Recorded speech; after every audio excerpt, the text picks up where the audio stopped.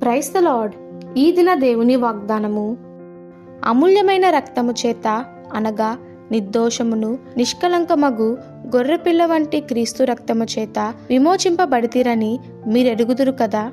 1 పేతురు రాసిన పత్రిక 1వ అధ్యాయము 19వ వచనము. బైబిల్ నందు విమోచించుట అంటే చెరలో ఉన్న ఒకరిని జరిమానా చెల్లించి విడిపించుట. అప్పుడు వానికి విమోచన కలుగుతుంది. పూర్వ దినాలలో బానిసలైన వారు స్వయంగా కానీ ఇతరుల ద్వారా కానీ ఏదైనా ధనం చెల్లింపబడుట ద్వారా విడుదల పొందేవారు.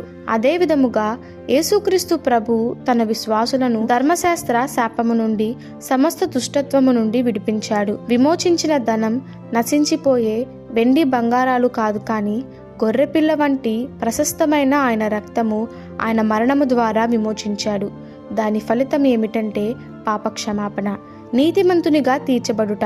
దేవుడు తన కుమారుని యొక్క రాజనివాసులుగా చేయుటకు విమోచించాడు.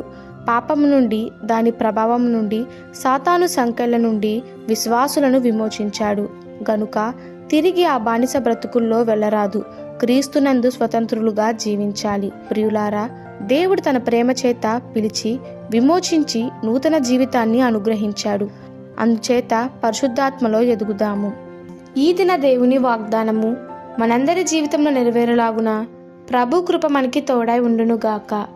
ఆమెన్. God bless you.